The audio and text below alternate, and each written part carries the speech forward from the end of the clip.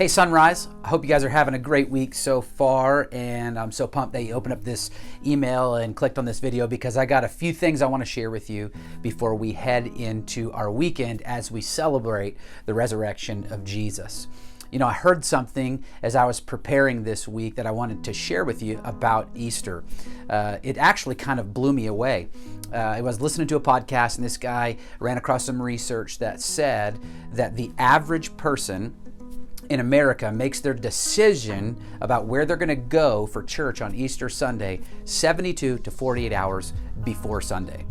So that's actually really good news for us because we're bumping right up into that 72 and 48 hours before we celebrate the resurrection on Sunday morning. And that means there's still time. There's still time for you, and there's still time for me, for all of us as a Sunrise family, to invite people to be a part of what we're going to be doing here on Easter Sunday.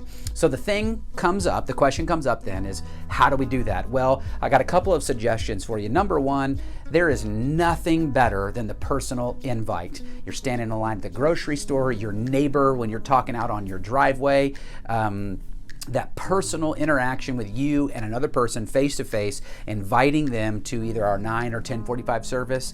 Man, people love that. I love a personal invite. We know you love a personal invite. People just love that. So I think we should leverage that in the next 72 to 48 hours. Another easy one is to go onto our social media pages like on Instagram and Facebook and share our Easter, we call it the Easter hype video, that talks about our Easter experience. And you can go and share that with your friends and share that with your family. Tag some people you know that don't have a church home that you'd love to invite them to be a part of that. That's a really easy thing to do.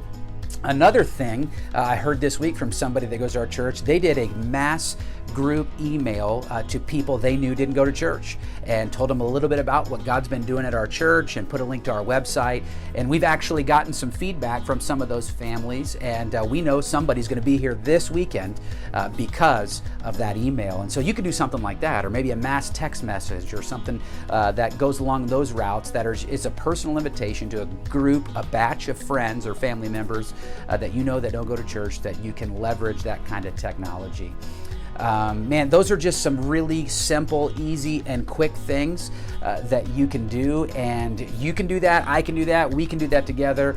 And the reason we're doing that is to give God an opportunity to change somebody's life. The reality is Jesus is everything, and Jesus is our hope, and He is the way to real life. And we're going to talk about that this weekend. And I don't know anybody in the world who doesn't need a little bit more hope, who doesn't really want to learn how to live life the way that the Creator intended life to be lived. And so we want to talk about that this weekend, give God an opportunity to engage in that conversation with people that don't go to church. And He's going to use you, and He's going to use me to do that this weekend.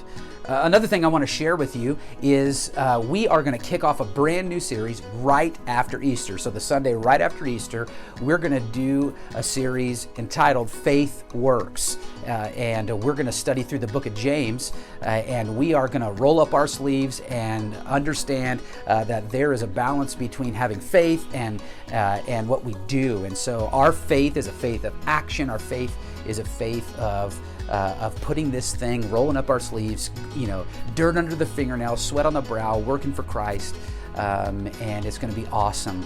And one thing I've been studying about is that James was written by the little brother of Jesus, and it wasn't until after the resurrection that James actually believed that Jesus really was the Messiah. He was the Savior of the world, and he gave everything for the rest of his life to putting his faith into action. And so we're going to learn from the little brother of Jesus, who was super skeptical his whole life about his older brother, and then post the resurrection, man, he believed and he was all in, and he put his faith in action. And we're going to learn from him how to do the very same thing. So we want to invite you to be a part of that as well.